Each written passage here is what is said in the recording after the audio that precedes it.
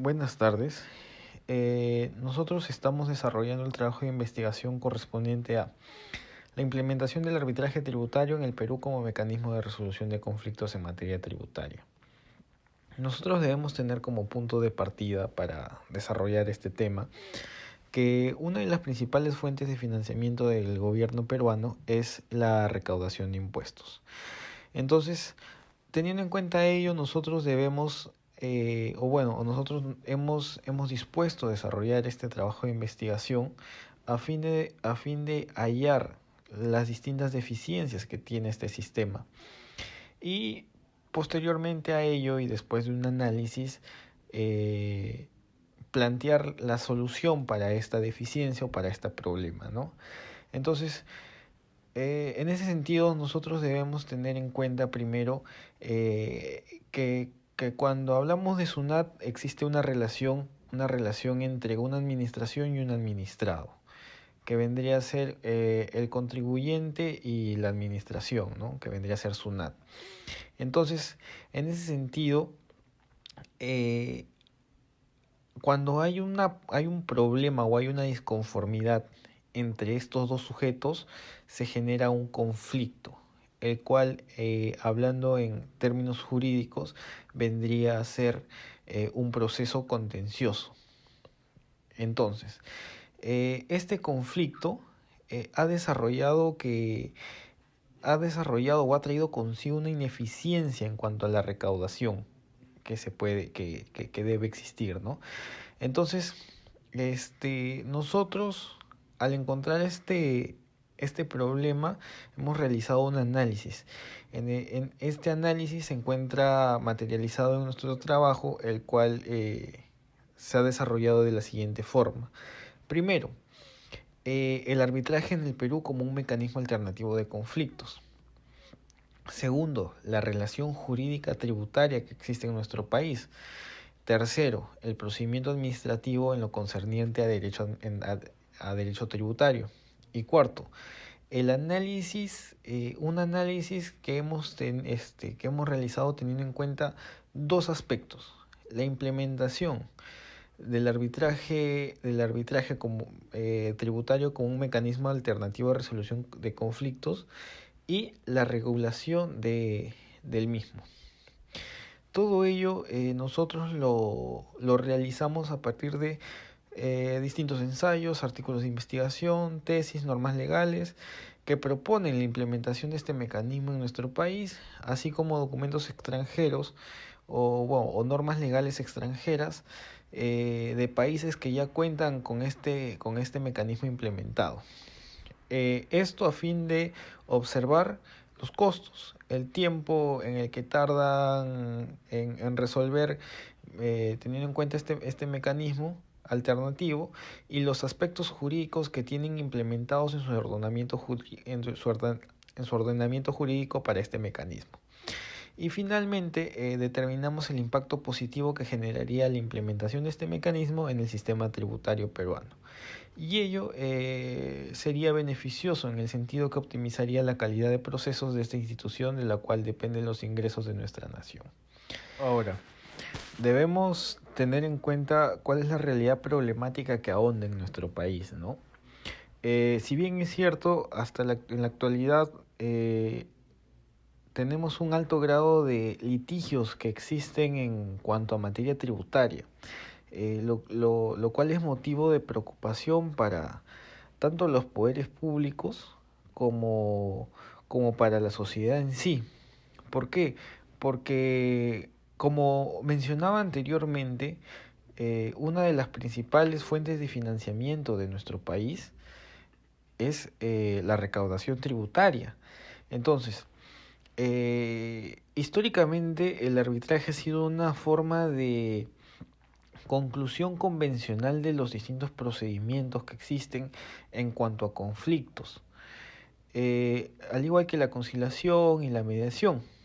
Y ello a pesar, como es conocido, la principal característica de este mecanismo alternativo es que haya una terminación convencional, es decir, que haya una conclusión eh, que sea consensuada entre las partes, de tal forma que sea beneficiosa para ambas, ¿no?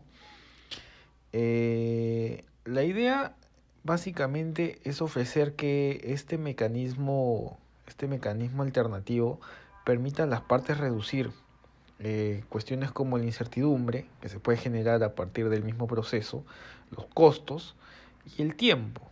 En el Perú el arbitraje presenta ciertas características que hacen especialmente atractivo para su aplicación en materia tributaria. Asimismo, podemos decir que la gran ventaja del arbitraje tributario será reducir costos sociales de la resolución de controversias tributarias, para lo cual presentamos aspectos positivos como la especialización de los árbitros, la celeridad, la independencia, libertad de actuaciones, igualdad y confidencialidad. Asimismo, la relación tributaria tiene origen legal y se caracteriza por un vínculo obligacional entre dos partes.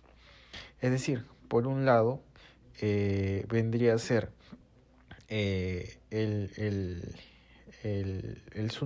la SUNAT, y por otro lado vendría a ser el contribuyente, ¿no?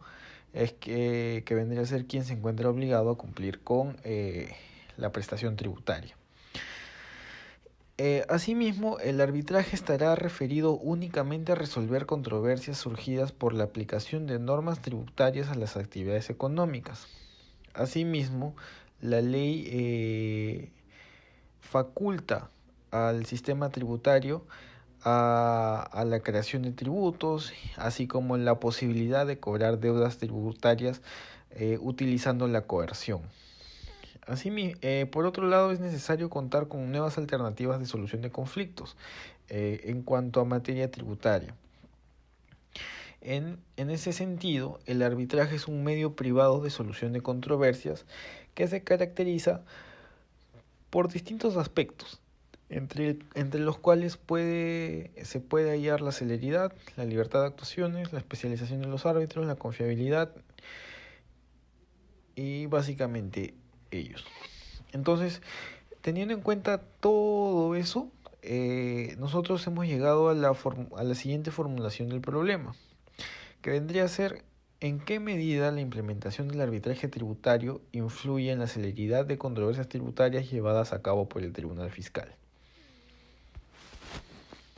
Bueno, de acuerdo al problema planteado, nosotros hemos determinado la siguiente justificación.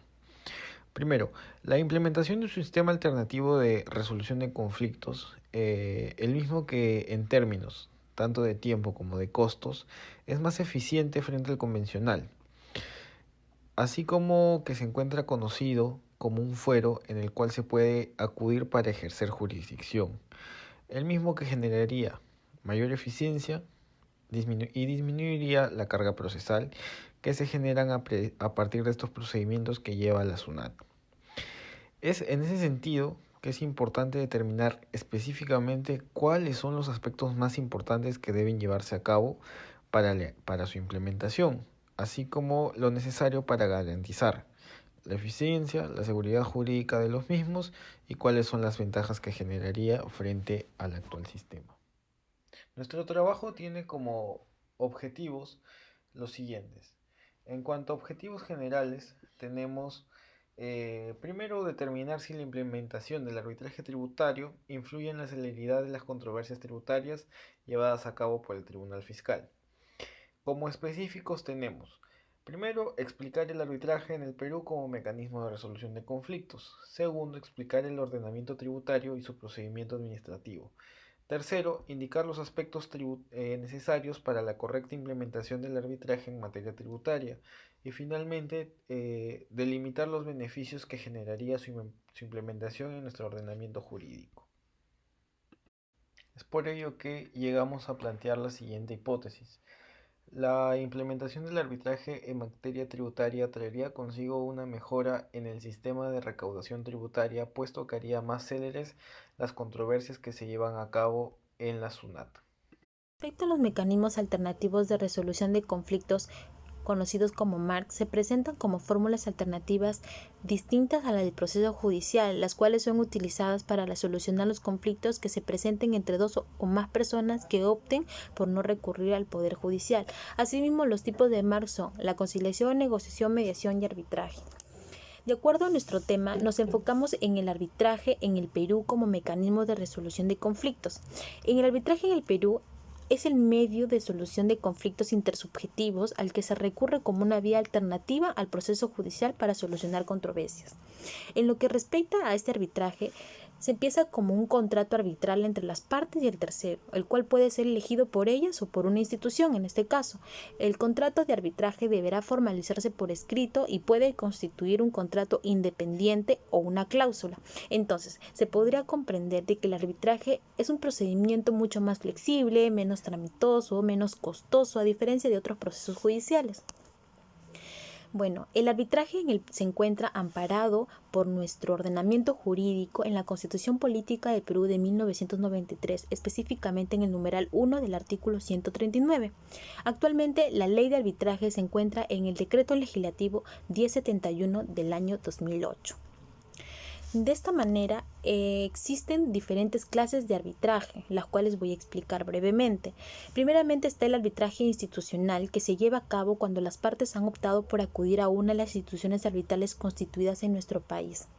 Bueno, respecto a este arbitraje, es fundamental que la manifestación de la voluntad exprese clara y específicamente el nombre del centro de arbitraje al que se acudirán a fin de solucionar sus conflictos. Por eso es importante precisar que las instituciones arbitrales instituidas en el país deben ser personas jurídicas con o sin fin de lucro, así como lo indica en la Ley General de Arbitraje. De acuerdo a ello, también tenemos lo que es el arbitraje ad hoc, que se lleva a cabo cuando las partes han optado por otorgar facultades a árbitros independientes sin la necesidad de estar constituidos en algún centro de arbitraje para que organicen y administren conflictos suscitados entre las partes que han celebrado contrato. Bueno, a diferencia del arbitraje institucional, este es aquel proceso cuya administración y desarrollo no ha sido encomendada a una institución arbitral, sino que es conducido a la voluntad de las partes quienes fijan sus propias reglas. De acuerdo a ello también tenemos lo que es el arbitraje de derecho. Bueno, el arbitraje de derecho es la clasificación del árbitro o el tribunal arbitral que decidirán a fondo la controversia aplicando el ordenamiento jurídico. Es decir, en el caso de nuestro país, la norma aplicable a fondo de la controversia será la ley peruana. Asimismo, también tenemos lo que es el arbitraje de conciencia. En este arbitraje de conciencia nos menciona de que se caracteriza por lo que los árbitros no están sometidos a seguir reglas específicas en relación a la emisión de sus decisiones, por cuanto están facultados de guiarse de acuerdo a su leer, saber y entender, obedeciendo a la prudencia y a la equidad que se dice. Entonces, en el arbitraje de la conciencia se podría decir de que los árbitros son técnicos o profesionales de otros campos y resuelven las controversias conforme su saber y entender, pero siempre basándose en los principios y formas del debido proceso.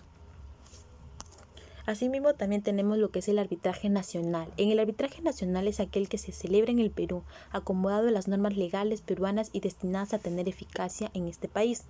Por eso, de acuerdo con lo que se estipula en la Ley General de Arbitraje, se dice de que como referencia se tiene a los gobiernos regionales y locales. De acuerdo a ello también se tiene lo que es el arbitraje internacional. Bueno, en el arbitraje internacional se puede utilizar para resolver cualquier disputa que se considere arbitrable, en término cuyo alcance varía de estado a estado, pero en la cual incluye la mayoría de las disputas comerciales. De acuerdo a ello también, de acuerdo a lo que se determina en lo que son las clases, se menciona también lo que es el convenio arbitral. Bueno, el convenio arbitral se constituye aquel acuerdo porque las partes deciden someter a arbitraje todas a ciertas controversias surgidas a quien puedan surgir entre ellas respecto a una determinada relación jurídica contractual o de naturaleza. Así lo menciona Martínez. Bueno, en todo caso se podría comprender de que ese convenio arbitral es un acuerdo de las voluntades porque las partes deciden someter a arbitraje sus controversias. De este modo las partes renunciarían a acudir a la justicia estatal presentada por el Poder Judicial. Y finalmente tenemos a lo que es el laudo arbitral. El laudo arbitral constituye la resolución emitida por los árbitros respecto a las controversias para lo cual fueron acreditadas de resolver. Entonces, así como lo menciona en la Ley General de Arbitraje, se establece que el laudo tiene la calidad de cosa juzgada, definitiva, inapelable y de obligatorio cumplimiento desde la notificación de las partes. Entonces, se puede entender que mediante el laudo el arbitraje garantiza la seguridad jurídica y brinda un clima atractivo para las inversiones nacionales y extranjeras dentro del territorio nacional. Subcapítulo 3. Relación jurídica tributaria. En concepto y naturaleza tributaria, la relación jurídico-tributaria parte de su naturaleza de la relación de derecho, lo que implica la igualdad de la posición jurídica del sujeto activo, en este caso el Estado, u otra entidad a la que la ley le atribuye el derecho creditorio, y la del sujeto pasivo, que es el deudor o responsable del tributo, y se identifican con una obligación de dar, a pesar de las obligaciones accesorias que éste contrae. Obligación tributaria. La obligación tributaria son obligaciones de dar, pagar el tributo, de hacer cumplir con los deberes formales, declaración jurada, de soportar, aceptar inspecciones, fiscalizaciones de los funcionarios competentes y por último es una prestación accesoria, pagar las multas e intereses, etc. No compartimos el criterio de que la obligación tributaria sea una obligación de no hacer el derecho sustantivo penal, ya que se debe respetar las leyes y no vulnerarlas. La base legal, en el Código Orgánico Tributario, la obligación tributaria se encuentra consagrada en el artículo 13, que dice que la obligación tributaria surge entre el Estado en las distintas expresiones del poder público y los sujetos pasivos en cuanto ocurra el presupuesto de hecho previsto en la ley. La obligación tributaria constituye un vínculo de carácter personal, aunque su cumplimiento se asegure mediante garantía real o privilegios especiales. Caracteres de obligación tributaria. Es un vínculo personal entre el Estado y el sujeto pasivo, es de derecho público, no es un derecho real, ya que no priva la autonomía de la voluntad del individuo sobre el interés imperativo del Estado. El derecho público es irrenunciable, ya que el fin perseguido es el interés del Estado. Es una obligación de dar sumas de dinero o cosas, que consiste en la entrega de una cosa u otra a la transmisión de un derecho. Tiene su fuente en la ley. Las leyes es un acto emanado del poder legislativo. Sin ella no podría existir la actividad financiera. Nace al producirse el presupuesto de hecho previsto en la ley, ya sea el describir situaciones o hechos ajenos a toda la actividad o gasto estatal, como consistir una actividad administrativa o un beneficio derivado de una actividad o gasto del Estado. Es autónoma frente a otras instituciones del derecho público, ya que no depende de ninguna. En los elementos de la obligación tributaria tenemos el sujeto activo o ente acreedor del tributo, que dice que el sujeto activo de la obligación tributaria por excelencia es el Estado en virtud de su poder de imperio. El Código Orgánico Tributario lo reseña en el artículo 18, que es sujeto activo de la obligación tributaria el ente público acreedor del tributo. También podemos decir que el sujeto activo es el ente acreedor de la prestación pecuniaria en que se ha circunscrito la obligación tributaria. Este sujeto activo es considerado por algunos tratadistas como el titular de la potestad de imposición, ya que así como los caracteres de la obligación tributaria ha de estar establecida en la ley. Otro de los elementos sería el sujeto pasivo, que es el deudor de la obligación tributaria, ya sea por deuda propia, que en este caso es el contribuyente, o por deuda ajena, que es el responsable. El hecho imponible es un hecho jurídico cuyo acto da nacimiento a la obligación tributaria o un hecho que tiene efecto jurídico por disposición de la ley. En la materia imponible se refiere al aspecto objetivo, ya sea un hecho material o un negocio jurídico, una actividad personal o una titularidad jurídica. La base imponible, también es llamada como la base de la medición del tributo, es la característica esencial del hecho imponible. Y por último tenemos la capacidad jurídica. Estos hechos indicados no son los únicos que determinan que una persona física o moral pueda ser un sujeto pasivo. Así entra en un juego otro elemento que es la capacidad jurídica tributaria. Solo pueden ser sujetos pasivos los que de la relación jurídica tributaria aquellos sujetos a quienes el derecho tributario, en la misma forma que el derecho civil, considera jurídicamente capaces. Procedimiento administrativo en materia tributaria. Está contenido en el texto único ordenado de la Ley 27444, que se refiere al procedimiento administrativo que trata de un conjunto de actos y diligencias que forman parte de un determinado trámite plasmado en normas de obligatorio cumplimiento.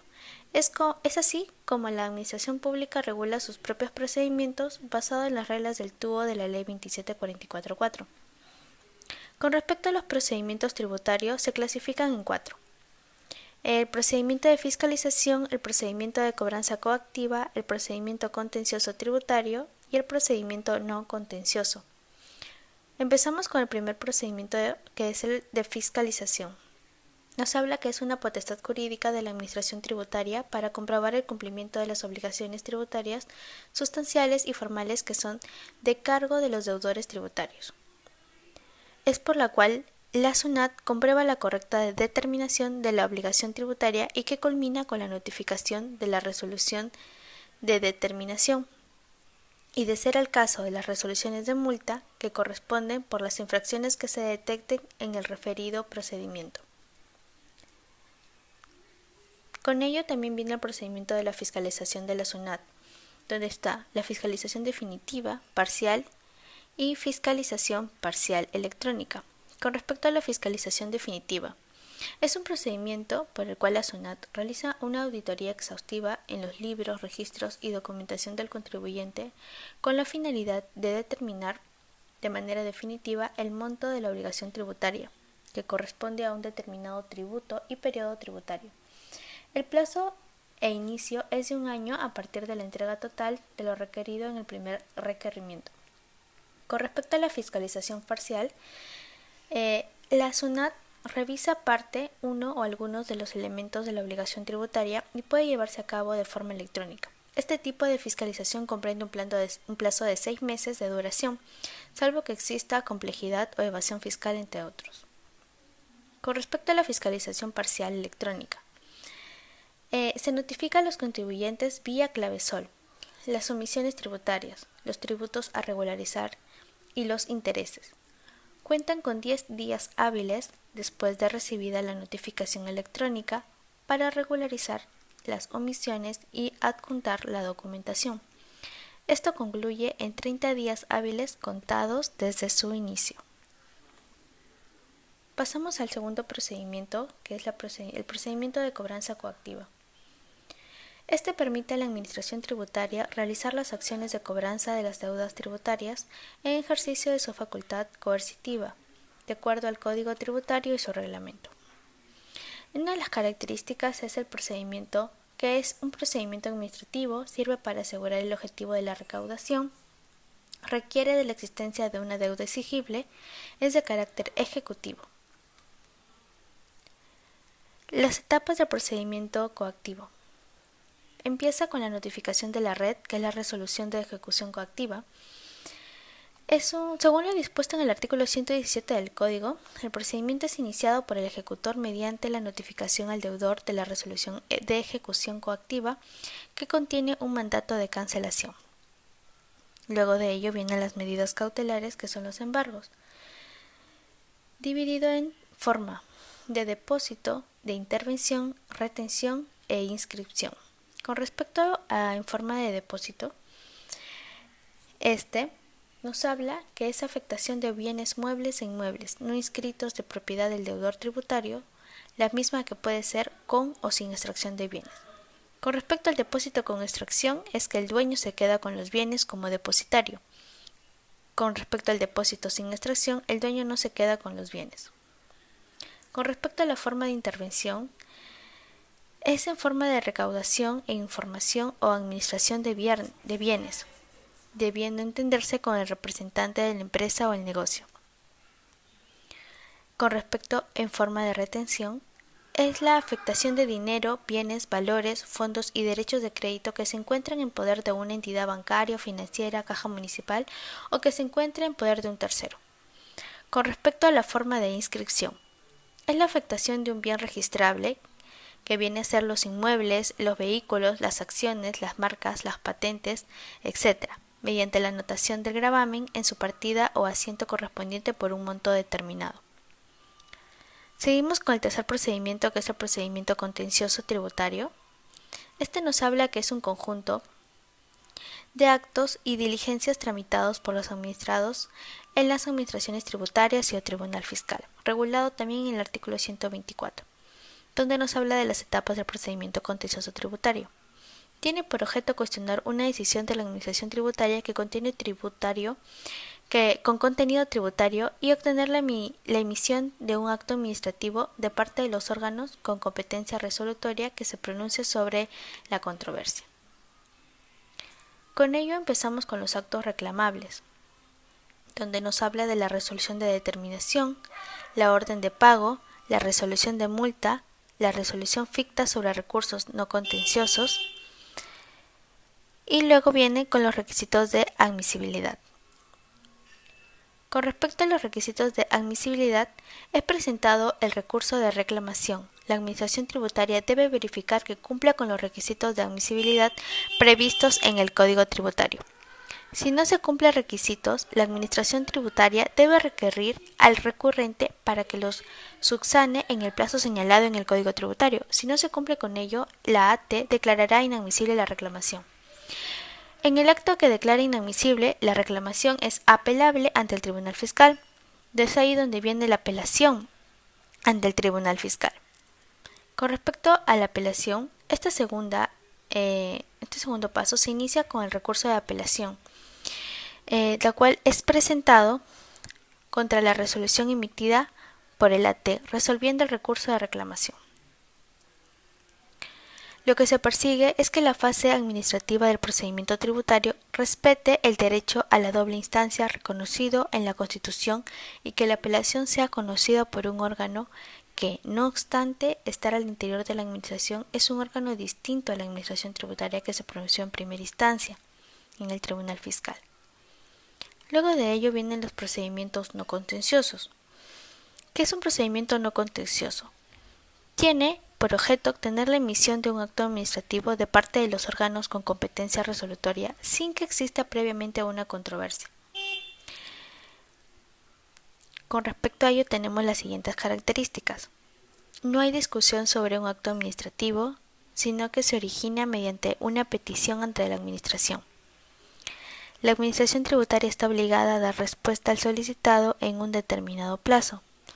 De no producirse la respuesta en el plazo, se aplica el silencio administrativo, de manera positiva o negativa, conforme ya se regulen las disposiciones pertinentes. También no existe conflicto de intereses entre la Administración y el deudor tributario. Sin embargo, si la respuesta fuera negativa a lo solicitado, dicho acto puede ser objeto de discusión vía el procedimiento contencioso tributario. Respecto a la implementación y regulación del arbitraje tributario, tenemos que la resolución de controversias en el Perú recae originalmente en el Poder Judicial. Sin embargo, dicha función no constituye competencia exclusiva de los órganos judiciales en la medida que nuestro ordenamiento jurídico también reconoce otros mecanismos, como lo es el arbitraje, que es una vía legítima, una vía idónea para el ejercicio de la función jurisdiccional. Es así que el proceso arbitral se encuentra regulado en el Decreto Legislativo 1057. Ahora, consideramos que el arbitraje puede ser adoptado como mecanismo para la resolución de controversias en materia tributaria, siempre que éste sea aplicado con posterioridad al ejercicio de las facultades de fiscalización y determinación de la deuda tributaria. Por parte de la Administración, el arbitraje tributario únicamente será aplicado en aquellas controversias que deriven de la interpretación o de la aplicación de la norma tributaria. Cabe señalar que Este tipo de arbitraje debe configurarse como una vía a la cual pueda acudirse de forma voluntaria y como un procedimiento alternativo y no sustitutivo del procedimiento ordinario que se sigue ante la administración pública, a fin de evitar pues la afectación del legítimo derecho que corresponde a todo contribuyente optar por los recursos tradicionales para la impugnación de la decisión de la administración tributaria.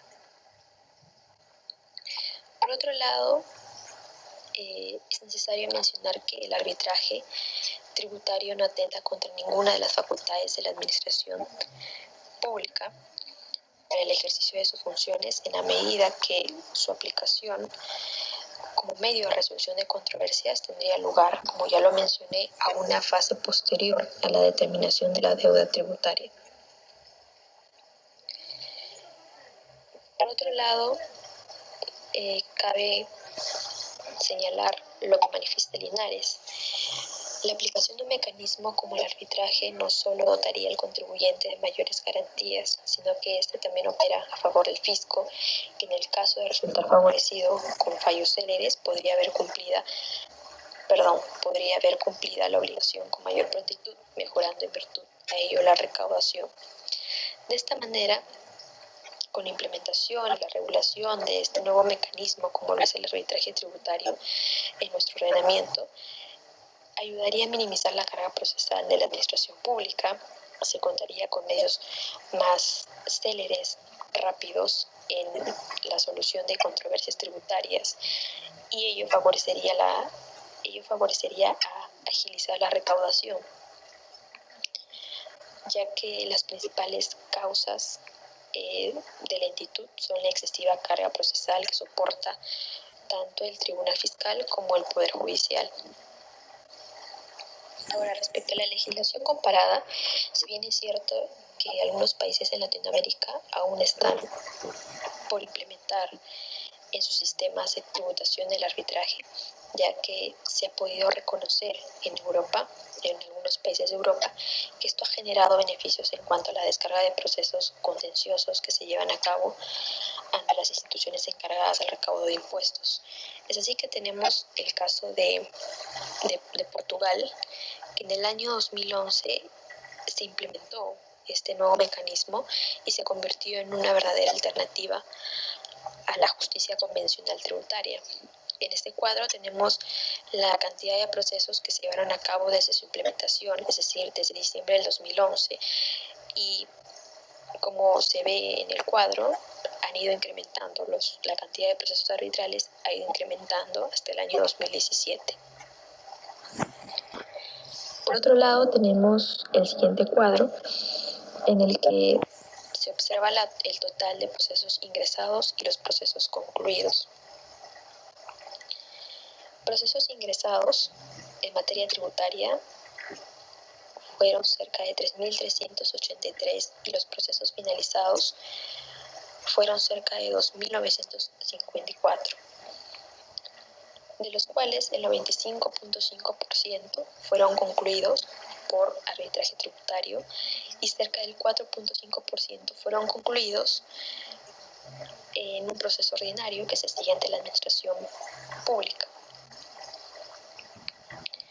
Como se evidencia en estos cuadros, se puede observar la eficiencia de este nuevo mecanismo del arbitraje tributario. Así también cabe agregar que el promedio de cada proceso arbitral abarca entre unos 4 meses a 4 meses y medio. Por otro lado, también cabe mencionar que en el Perú, de acuerdo a la base de datos a la SUNAT, a junio del 2012 existía un total de 3.577 expedientes en materia tributaria, lo cual esto ha generado mayor carga procesal. Es por ello que resulta necesaria su reconsideración de implementar este mecanismo para lograr resultados positivos en el sistema tributario peruano.